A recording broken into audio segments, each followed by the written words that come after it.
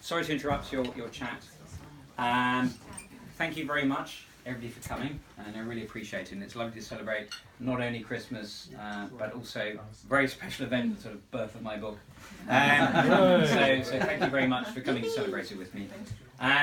If I could sort of just get the marketing pitch over with first, just to say, anybody, I know the number of you here work in publishing and the arts and so on, you know how very hard it is to get noticed and sort of get your product out there. So if you read it and like it, please do spread the word. If any of you belong to book groups, I'll be very happy to come and talk to them. Please recommend it to your friends, get the word out there.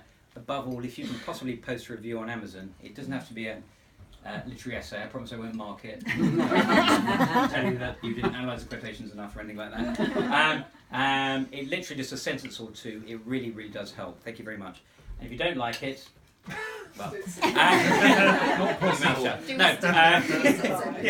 no. Tell me so I can make the next one better, which is to let you know there is a next one. There is it's part of a trilogy. There's a second volume which is set in London in 1940 in the Blitz, which is out there being sold at the moment. So I hope that it will be being sold to publishers. So I hope it will be with you very soon. And then the third one, which I'm working on at the moment, set in 1974 in my childhood. And who knows, maybe one day there'll be a fourth. So there's lots for you to look forward to.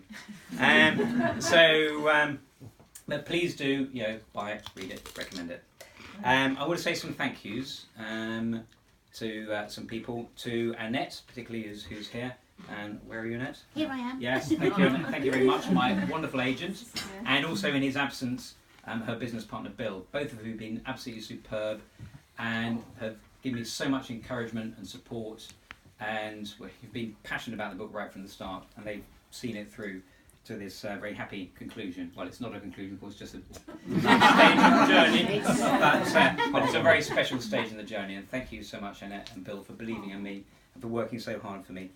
And thank you also to Claire, who's also here, without whom I would never have met Annette, who's kind of a literary matchmaker, as it were, who introduced me to Annette. So thank you very much for that. And also a big thank you to Jean and Alice for putting up with living with a writer, which anybody who lives with a writer knows is not an easy business. And put up with me getting up very early in the morning and falling asleep in the evening as a result.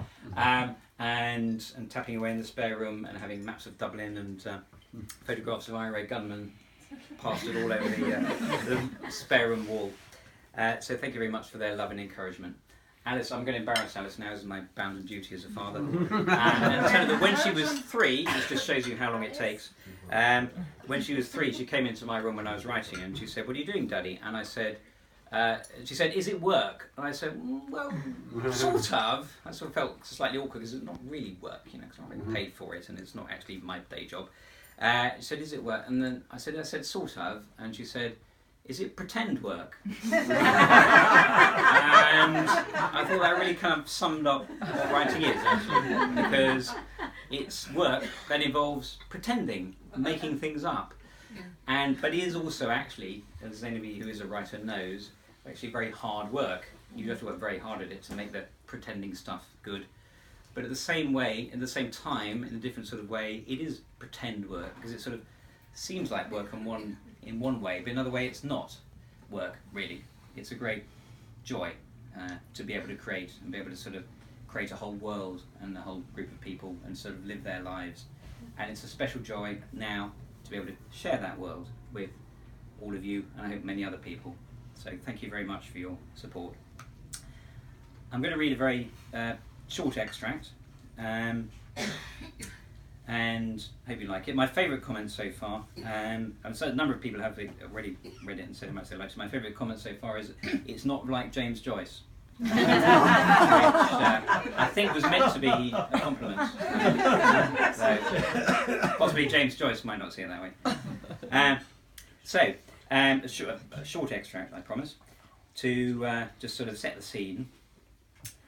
Aisling grows up in a small town in the west coast of Ireland, and she and her father work for the Irish Republican Army, fighting for Ireland's independence from Britain. One day, the Blackened Towns, a particularly brutal wing of the British Army, the British forces, come to their hometown of Clifton and murder her father burn the town down. Aisling fears for her life, flees to Dublin, where she gets a job working as a housekeeper for Harry Lovegrove, who's a British Army officer. So slightly strange, given what happened to her, that she's working for British Army officer, but she has no choice, because it's either that or starving. Unfortunately, just to make things more complicated, she starts to find she has feelings for Harry, and he has feelings for her. And to make it even more complicated, Harry is married. Harry's wife, however, is not well. She is severely depressed, spends all day in bed, until one night Harry comes home and discovers that the bed is empty. His wife has disappeared in the middle of the night, and he has no idea where she is. So he wakes Aisling up, and when this scene starts, they are sitting together on the marital bed in the middle of the night. He was close to her, talking very softly, almost whispering, as if he did not want to wake his absent wife. She could smell on his breath the sweet tobacco he smoked in his pipe. She looked down at his hand, the hand she had seen writing in the middle of the night. There were short black hairs on his wrist that pricked a little into her hand. Yes, every day. He waited a little, she waited a little. She noticed her heart beating faster, wondered if he could hear it. Don't for you, they wanted to burn her house down. It was English soldiers that started it. My dad didn't die in the fire. He was shot in the head by an English soldier. The same soldier was going to shoot me as well, until his officer ordered them not to. There'd been days I wished he'd gone ahead and done it. She felt as if she leapt across a great ditch and landed safely on the other side, telling him that. Major Lovegrove breathed in sharply. She could feel his whole body tense. She squeezed his hand. Well, thank God he didn't, he said. Or I wouldn't have you. Have you ever killed anyone, sir? Yes, I'm a soldier. That's what soldiers do in a war. If you don't kill the enemy, they'll kill you. That's how it is. Now, I'm talking about the war with Germany, of course. Nowadays, all I do is shuffle bits of paper around in Dublin Castle. Dull, but peaceful. A welcome change. He made to pull his hand away from hers, but she held on to it tighter. Something had opened up between them, and she didn't want to close it. For all she knew, it was dangerous. What does it feel like, killing a man? He made to turn away, but then he turned back and looked at her. He seemed to be weighing something in his mind. She desperately wanted to know what he was thinking. When you do it, it's exciting. It feels like going to bed with a woman. He looked at Aisling when he said that, and blood rushed into her face with painful, thrilling suddenness. But later, afterwards, when you think about what you've done, you feel ashamed. You feel haunted by the men's faces, as if they won't leave you alone, as if you've got them with you forever, even though they're dead. So, perhaps it's like going to bed with someone you shouldn't go to bed with. She'd often noticed the draught that came in under the window when she'd been making Mrs. Lovegrove's bed. Now, it blew on the candle flame, making it gutter and flicker, throwing their shadows large against the wall behind the bed. The flame struggled, almost went out, then came back to life. She saw his face, expectant, in a blaze of light.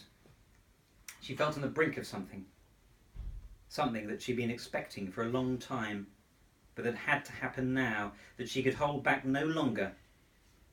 That was when she reached for him. So, do